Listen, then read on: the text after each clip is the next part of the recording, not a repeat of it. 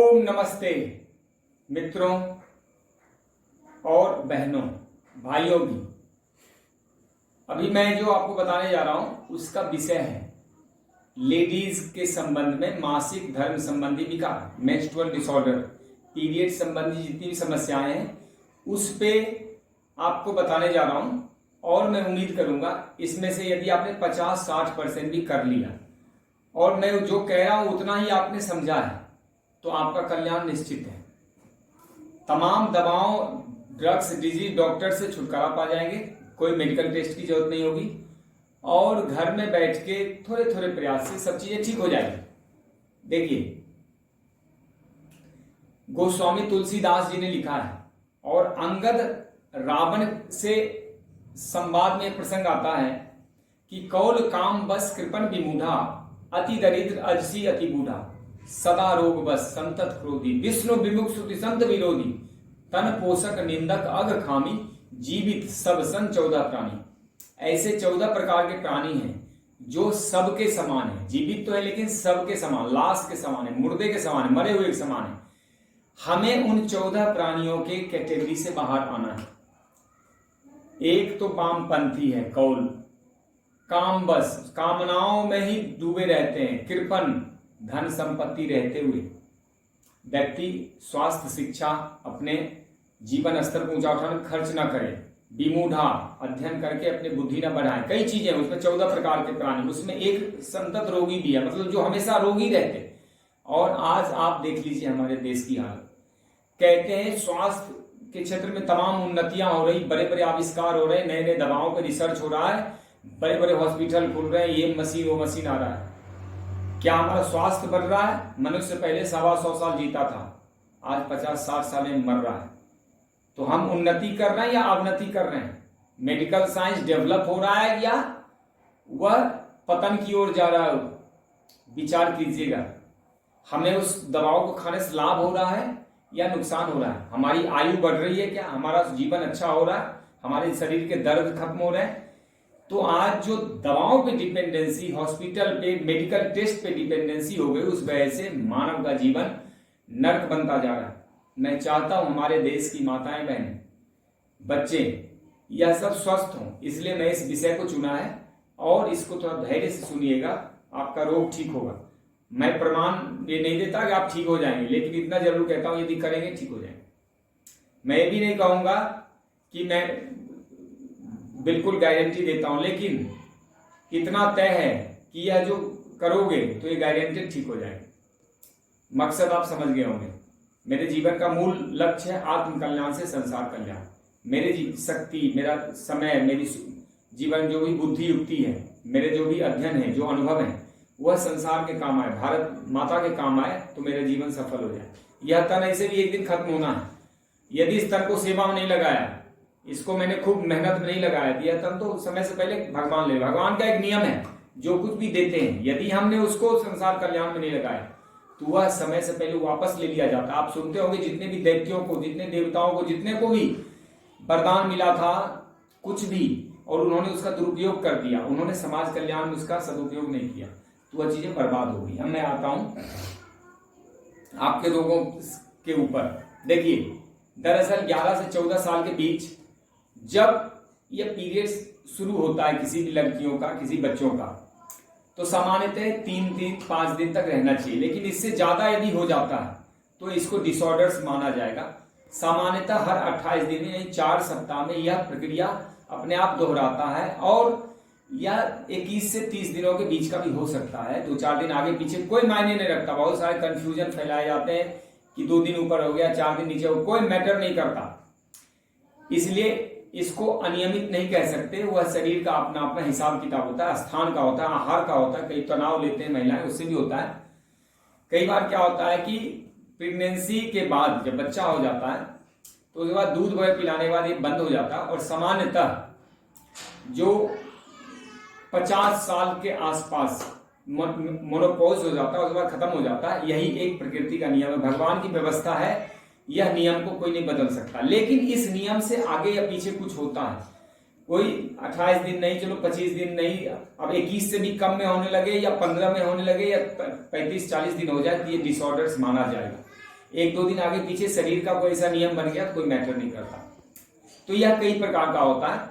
Amenorrhoea होता है, यह 16 साल की आयु तक भी पीरियड्स नहीं होता है तो इसको एमेनोरिया कहते हैं। कई बार एक बार आ जाता है फिर बंद हो जाता है। एक डिस्मेनोरिया होता है, मेट्रोरेजिया होता है, मैं इसका इतना नाम क्या लूं, पॉलीमेनोरिया होता है, मेनोरेजिया होता है, हाइपर मेनोरिया होता है, हाइपोमेनोरिया होता है, मेट्रोमेनोरिया होता है, पोस्ट मेनोपॉजल ब्लीडिंग्स भी होता है, ब्रेक्थो ब्लीडिंग भी होता है, ब्रेक्थो कहते हैं 2 मासिक के बीच में एक बार फिर से आ जाना, प्री मेंस्ट्रुअल सिंड्रोम भी होता है। यह सब तो बहुत सारी चीजें, आप इसको इतना सूक्ष्म में ना जाए, मोटे तौर पे यह जाने कि यदि मैं 10-11 टाइप के बताएं इसके कारण क्या है। कारण है आहार विहार की गड़बड़ियां, अननेचुरल लाइफ स्टाइल, ऋतु काल में असंयमित जीवन। पहले आपको याद है जब पीरियड्स आते थे पिछले, तो महिलाओं को क्वारंटाइन कर दिया जाए, वही क्वारंटाइन शब्द अभी इसमें यूज हो रहा है कोरोना वायरस में। उनको एकांत कर दिया जाता था ताकि गंदगी न फैले, और उनको खाना नहीं दिया जाता था, बहुत कम भोजन दिया जाता ताकि शरीर में एक बार जो सिस्टम चल रहा हो, सफाई हो रही है, अब खाना खाएंगे, खासकर प्रोटीन कार्बोहाइड्रेट ये सब लेंगे तो शरीर को प्रक्रियाओं में जो ब्लड चाहिए वो कम हो जाता है। इसलिए उनको थोड़ा फल सब्जी सलाद ये सब देके उनको बस एक तरफ रखा जाती है। विज्ञान है, ये अज्ञान नहीं था। हम उसको आज के डेट में सोचेंगे तो हम कहेंगे कि लोगों ने महिलाओं के साथ, पुरुषों ने अत्याचार किया। अत्याचार नहीं था, वह एक व्यवस्थाएं थी। अज्ञान और अत्याचार तो आज हो रहा है, उनको काम करना पड़ रहा है, महीने में 3-4 दिन उनको आराम नहीं मिल पा रहा है, 3 बार उनको भोजन पकाना पड़ रहा है, कपड़े धोने पड़ रहे हैं और बर्तन भांडे घर के सारे काम कर रहे हैं। तो अन्याय पहले नहीं था हमारे देश में, अन्याय अब हो रहा है हमारे देश में। तो हर देवताओं ने, हमारे भगवान ने स्वयं अवतार लेके महिलाओं को का नाम अपने से पहले रखा, महिलाओं को कहा यत नार्यस्तु पूजन्ते रमन्ते तत्र देवता। इसको मैं थोड़ा समझाना चाह रहा हूं। कई बार फिजिकल एक्टिविटी की कमी से भी, कई बार एसिडिटी या तनाव या फिर जलवायु दूषित खान पान या फिर स्नायु दुर्बलता, हार्मोनल विकार, साफ सफाई कमी, कई अन्य रोग भी होते हैं, उसके कारण से भी होता है। और एक सबसे बड़ा कारण मैं समझा देता हूं कि पीरियड्स के आने के एक दिन पहले पता तो चली जाता है, शरीर इंडिकेशन देने लगता है, एक दिन पहले भोजन छोड़ देना चाहिए। नहीं छोड़ सकते तो कम से कम अन्न और दूध का त्याग कर देना चाहिए। यह बहुत इंपॉर्टेंट है, आपको जिंदगी में कभी पीरियड डिसऑर्डर होगा नहीं। और ऋतु काल में तो खाना खाना ही नहीं चाहिए, अगर खाना भी पड़े तो फल सलाद सब्जियां, बस थोड़ा जूस जास पीजिए, इससे ज्यादा नहीं खाने चाहिए। मतलब कार्बोहाइड्रेट और प्रोटीन एक दो इसके बड़े कारण है, लेकिन कौन मानता है। सब महिलाएं खाना खाती, खूब खाती और ज्यादा खाती है, उठा उठा के दूध का कटोरा पीती है, कोई आइसक्रीम खाती, कुछ से कुछ। यह ध्यान रखने की जरूरत है, यदि आप ऋतु काल में खाना खाएंगे तो आपका पीरियड डिसऑर्डर होगा ही। और ये बड़ा रोग है, कई महिलाओं को 30-35 साल में यूट्रस निकालना पड़ता। बताइए अब उसके शरीर में जो हार्मोनल का जो गंदगी तैयार होगा, निकलेगा कैसे? जब उसका यूट्रस निकाल दिया गया तो शरीर में रहेगा, फिर कैंसर क्यों नहीं होगा? इसलिए तो इतने रोग बढ़ रहे हैं। तो मैं समझाना चाह रहा हूं, आइए अब इसको उपचार की तरफ बढ़ते हैं। मैं आपको समझाना चाहता हूं उपचार, सिंपल भाषा में समझा देता हूं, ज्यादा ब्रीफ, ज्यादा मैं सूक्ष्म डीप में नहीं जाऊंगा। सबसे बढ़िया होता है उपवास। मैंने अभी जो समझाया, ऐसे भी सप्ताह में एक दिन उपवास करना चाहिए महिलाओं को शरीर में ज्यादा हार्मोनल चेंजेज होते हैं, पुरुषों का भी होता है, हर महीने 3 दिन का हार्मोनल चेंज होता है, लेकिन पुरुष को पता नहीं चलता। यह मतलब डायरेक्ट नहीं होता, इनडायरेक्ट होता है, शरीर के अंदर से होता है। हर पुरुष को महीने में 3-4 दिन ऐसा लगता है कि काम न करे, आराम करे। यह एक प्रकृति की व्यवस्था है कि हर महीने उसको 3-4 दिन ब्रेक देती प्रकृति। यह और बात है कि लोग ब्रेक ले नहीं रहे, तो ब्रेक लेना चाहिए। आराम करना भी एक काम है और स्वास्थ्य को बचाने के अच्छा तरीका है। तो आवश्यकता अनुसार कुछ उपवास करें, हर सप्ताह उपवास करें, नहीं तो पीरियड्स काल में तो उपवास करें ही करें। तो इस उपवास के दौरान क्या ले सकते हैं? खूब जूस पिए, कच्चे नारियल का पानी, गन्ने का रस, जौ का पानी, धनिया उबाल के पानी, नींबू, संतरा, अनार, अंगूर, अनानास, नाशपाती या फिर गाजर, मूली, सलगम, चुकंदर, टमाटर और घिया, ककड़ी, इस सब का जूस पी रहे हैं। और जूस यदि नहीं उपलब्ध होता है तो पत्तों को पीसें, खास करके पालक बैग के, साग के पत्ते 5-10 रुपए गरीब आदमी पी सकता है। गरीब का तो खैर कोई जीवन नहीं, वो तो पढ़ते भी नहीं और सिर्फ वो अपना इधर लगे रहते हैं अज्ञानता में। लेकिन यदि उसमें भी गरीब लोग भी चाहे तो कर सकते हैं, बहुत कम खर्च में आराम से शानदार जीवन जी सकते हैं। और जब अध्ययन होगा, शिक्षा होगा, तो गरीब रहेगा नहीं, ये तो अलग मैटर हो गया। तो इसमें अगर कम पैसा तो भी कर सकते हैं। मेरा मकसद ये था कहना कि यदि मान लो 5 रुपए पालक, 5 रुपए धनिया, पुदीना, ये सब पीस के पी ले तो लाभ उसको मिल जाता है। नीम गिलोय का पत्ता पीने से भी बहुत लाभ होता है, वो तो फ्री में उपलब्ध है आज। तो यह सब करें। और इसी तरह यदि ज्यादा ही गड़बड़ है तो फिर 1-2 दिन उपवास करके 4-5 दिन या 1 सप्ताह नेचुरल डाइट पे रहें। कोई भी पका हुआ भोजन न लें, फल, सलाद, अंकुरित आहार ले लें, थोड़ा पत्ते की चटनी ले लें, थोड़े बहुत ड्राई फ्रूट हल्का वगैरह ले सकते हैं, ज्यादा नहीं ले सकते, लेकिन ड्राई फ्रूट भिगो खाना चाहिए। कच्चा भुट्टा ले सकते हैं, स्वीट कॉर्न ले सकते हैं, यह सब ले सकते हैं। और जो भी मौसम में फल, सब्जी, सलाद आते हो तो मैं हमेशा कहता हूं आप खुल के खाइए, कोई दिक्कत नहीं, लेकिन धीरे धीरे धीरे धीरे आना है नॉर्मल भोजन पे। 5-7 दिन नेचुरल डाइट तो कर ही लें, आपको काफी सुधार मिलेगा उसमें। उबली हुई सब्जियां, हल्का नमक, काली मिर्च वगैरह डाल के खा सकते हैं, लेकिन मिर्च मसाले नहीं खा सकते। तले भुने गरिष्ठ चाय, कॉफी, मैदा, चीनी, केक, डब्बेबंद खाद्य, पेप्सी, कोला, ये सब तो जहर का काम करेंगे। नमक का प्रयोग कम से कम कीजिए। खाली पेट आंवला, एलोवेरा, गिलोय, गेहूं का जवारा, नीम, तुलसी, शहद मिला के थोड़ा, यह सब आप पानी पीजिए। कम से कम आंवला, एलोवेरा, गेहूं का जवारा तो पिए ही। संजीवनी रस पी सकते हो, उसमें 4-5 चीजों का रस होता है। और रात को 10-20 दाने मुनक्का भिगो दें, 4-5 दाने बादाम की गिरियां भिगो दें और उसको चबा चबा के खाएं। और पानी भी पी लें, या फिर थोड़ा सा दूध ले सकते हैं। गाय का कच्चा दूध हो और पुनर्नवा हो, ये तो अद्भुत लाभकारी। देसी गाय का दूध हो कच्चा कच्चा निकलते ही, और इतना सा पुनर्नवा हो, पुनर्नवा खा के ऊपर दूध पीने से तो अद्भुत लाभ करता है। इसके अलावा और एक बता रहा हूं, मेथी को 4-5 घंटे भिगो दीजिए, उसको पानी में उबाल लीजिए। पानी चौथाई रह जाए तो छान के शहद मिलाएं, शहद ना हो थोड़ा गुड़ मिलाएं, थोड़ा नींबू भी निचोड़ दें और उसको पीजिए, अद्भुत लाभकारी है। 1 चम्मच तुलसी का रस और 1 चम्मच शहद और थोड़ी सी काली मिर्च मिला के उसको थोड़ा थोड़ा चाटें, ऊपर से थोड़ा पानी पी लें, अद्भुत लाभकारी होता है। देखिए एक और मैं अद्भुत लाभकारी प्रयोग बताता हूं। पीपल का के वृक्ष होता है, उसका फल होता है, उस फल को इकट्ठा करें, और नहीं तो पंसारिस मिल जाएगा। गांव में जो महिलाएं रहती हो, पीपल का फल इकट्ठा करें और उसको सुखा लें और कूट के रख लें। उसको आप कपड़छन भी कर सकते हैं, मोटे कपड़े से छान सकते हैं, या छन्नी से किसी से छान के रख लीजिए। और नहीं भी छानेंगे तो कोई दिक्कत नहीं होने वाला। और उसको गाय के दूध के साथ खाली पेट लेना चाहिए। यदि वो भी संभव न हो, गाय का दूध ना हो, आप गुनगुना पानी से उसको खाली पेट लीजिए, ताजे पानी से ले लें, अद्भुत लाभकारी। कई और वो जो श्वेत प्रदर वगैरह होता है, ल्यूकेरिया, उस समय अद्भुत लाभकारी है। तो पीपल के वृक्ष का फल यानी पीपल का फल अद्भुत लाभकारी, ध्यान रखिएगा। इसके अलावा धनिया के बीज उबाल के, यानी धनिया का दाना उबाल के पिए, पत्ते की नहीं बात कर रहा हूं, पत्ता भी ले सकते हैं, चटनी बहुत अच्छा रहता है। इससे अदरक का काढ़ा बना के उसमें गुड़ नींबू डाल के पिए। बथुआ का रस भी ले सकते हैं, बथुआ उबाल के ले सकते हैं। बथुआ को ऐसे भी चबा लें तो बहुत फायदा करता है। बथुआ की चटनी बना लें, लेकिन नमक मत डालिए, उसमें नमक अपने आप बहुत होता है। टमाटर, प्याज, ये सब डाल सकते हैं। इसके अलावा तुलसी के जड़ को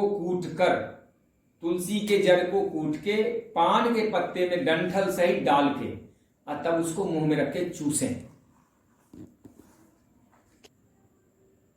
इसी तरह देखिए, जो तिल है, सफेद तिल भी ले सकते हैं, काला तिल भी बहुत फायदेमंद रहता है। अच्छी तरह कूट के गुनगुना पानी के साथ तिल को लें, बहुत अच्छा फायदा करता है। त्रिफला चूर्ण में थोड़ी सी हल्दी मिला के खाएं, बहुत अद्भुत लाभकारी होता है। और इसके बाद साफ सफाई का भी ध्यान रखना है, तो उसके लिए कहते हैं कि डूस लेना चाहिए। डूस नहीं हो तो पहले उसको क्या कहते थे कि चलो आप साफ सफाई का ध्यान रखना, नहाना धोना अच्छी तरह से। साफ सफाई की कमी से भी गड़बड़ होती, खासकर ग्रामीण इलाकों में जहां पे थोड़ा सा अशिक्षा है या फिर इसका प्रचार प्रसार सही नहीं है। लोग इसकी चर्चा करने से ही बहुत कतराते हैं। दरअसल ऐसा है नहीं, जो प्रकृति का नियम है तो है, सबके लिए वही है, इसमें कोई संकोच नहीं करना चाहिए। इसके अलावा पर्याप्त मात्रा में कम से कम महीने में महिलाओं को 4 दिन 3 दिन तो आराम करना ही चाहिए। और थोड़ा सा व्यायाम करें, योग करें, थोड़ा सा प्राणायाम करें, मेडिटेशन करें। इसके अलावा नेचुरोपैथी, यदि किसी को पीरियड संबंधी समस्याएं हैं, चाहे किसी ढंग का हो, मैंने पीछे जितने भी प्रकार के गिनाए हैं, सब श्वेत प्रदर हो या फिर स्टेरिलिटी, बांझपन हो, महिलाओं संबंधी जितना भी समस्या हो, नेचुरोपैथी करें। नेचुरोपैथी मिट्टी, एनीमा, हिप्पा, घर्षण, मसाज, सिरोधारा, हॉट फूड, इसमें तमाम वेट ग्रिडल पैक होता है, यहाँ पे पैक लगाते हैं। और एक्यूप्रेशर करते हैं, और इसमें पंचकर्म सटकर्म सब हो जाता है, अद्भुत लाभकारी होता है। डूस वगैरह सब कुछ है। कमर पे लाल तेल की मालिश, लाल मतलब कोई भी तेल नारियल का ले लें, तिल का तेल ले लें, लाल बोतल में रखें, धूप में कम से कम उसको 30 दिन तक लगातार धूप में रखें और उस तेल की मसाज करने से अद्भुत लाभ होता है। अब मैं आपको एक दो चीजें विशेष बता के इसको समापन करूंगा। 3-4 चीजें देखिए, पीरियड्स जब कम आता हो या पीरियड्स को सही रखने के लिए नारियल का खाना बहुत जरूरी है। मटर, राई खाने से पहले 1/4 चम्मच आधा चम्मच राई चबा के फिर खाना शुरू करें। तुलसी का जड़ को कूट के पान के पत्ते में रखे चूसने तो बता दिए, तो कई रोगों में लाभकारी। पीपल का वृक्ष पुरुषों को भी बहुत लाभकारी। तुलसी का जड़, पान के पत्ते पुरुषों के लिए बहुत लाभकारी, बहुत ही अद्भुत हार्मोन्स के लिए या शरीर में शक्ति वर्धन के लिए बहुत अच्छा आता है। इसके अलावा एक कष्ट, जिनको बहुत कष्ट होती है, पीरियड के दर्द बहुत होता है, दिक्कत होती है, उसको मूली चबाना और मूली के पत्ते का रस पीना, हींग का सेवन करना, सब्जी में डाल के करें, पानी में घोल के थोड़ा हींग पिए या सत्तू में डाल के लें। अजवाइन तो अद्भुत लाभकारी, पीरियड संबंधी जितने भी रोग हैं उसमें हींग और अजवाइन तो मैं सब में रिकमेंड करता हूं, अद्भुत लाभकारी। इसको आप महिलाओं को तो महीने में 15 दिन या चलो 10 दिन तो लेना ही चाहिए। इस तरह सौंठ, थोड़ा सा सौंठ का सेवन करें।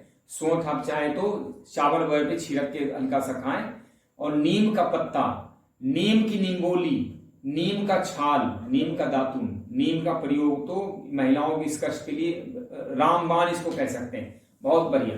इस तरह गाजर का प्रयोग, गाजर के सीजन में गाजर खूब खाइए, गाजर का जूस पीजिए। गाजर तो अद्भुत लाभ, खून भी बनाता है और चूंकि महिलाओं को खून की जरूरत होती है, एनीमिया भी हो जाता है कई बार, तो गाजर का सेवन करें। कच्चे फॉर्म में करें, सब्जी बना के ना खाएं, कच्चा खाएं सलाद के रूप में।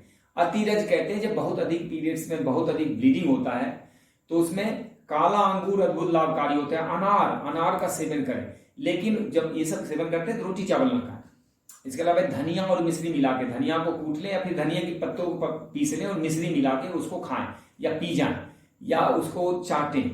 इसी तरह सीसम का पत्ता और मिश्री, सीसम के कोमल पत्ते तोड़ ले 50 ग्राम, उसमें थोड़ी मिश्री मिला के पीस के और उसको पिए, अद्भुत लाभकारी होता है। पीरियड्स बहुत कम आ रहा हो, बहुत ही कम, तो हींग का सेवन अद्भुत लाभकारी है।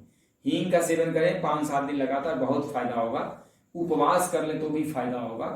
इसके अलावा अनार तब, मतलब अननेसेसरी क्या होता है कि कभी कम कभी ज्यादा डिसऑर्डर्स जिसको ज्यादा होता है, उसमें तिल तो मैंने बताया ही, काला तिल को कूट के उसको पानी में ले लें और या शहद मिला के ले लें। इसके अलावा नमक की सिकाई भी करनी होती है और थोड़ा सा काला नमक का सेवन अगर करें तो उसमें बहुत फायदेमंद रहता है। इसी तरह अजवाइन को उबालना है, अजवाइन अदरक दोनों उबाल लें और जब पानी आधा रह जाए तो नीचे उतार के थोड़ा गुड़ और नींबू डाल के सेवन करें। यह सब मैंने कुछ अनुभव के आधार पर बताए हैं। यदि आपको लाभ मिल गया मेरे इस वीडियो के माध्यम से, यदि 100-200 महिलाओं को भी लाभ होता है और भविष्य में 1000-2000 तक पहुंचता है तो मुझे बहुत खुशी होगी। मुझे देश के महिलाओं का हेल्थ चाहिए और कुछ नहीं चाहिए, ताकि आने वाली जो पीढ़ियां हैं उनको भी इसका लाभ मिले। कि क्योंकि एक महिला शिक्षित होती है तो पूरा घर शिक्षित होता, आने वाली बहन बेटियां शिक्षित होती है। तो हमें अपने देश के आने वाले नौनिहालों बच्चियों का ध्यान करते हुए मैं इस वीडियो को संप्रेषित कर रहा हूं। मुझे विश्वास है आप इसका लाभ उठाएंगे, इसको व्यर्थ नहीं जाने देंगे। धन्यवाद। ओम वंदे मातरम। जय हिंद। आपका कल्याण हो।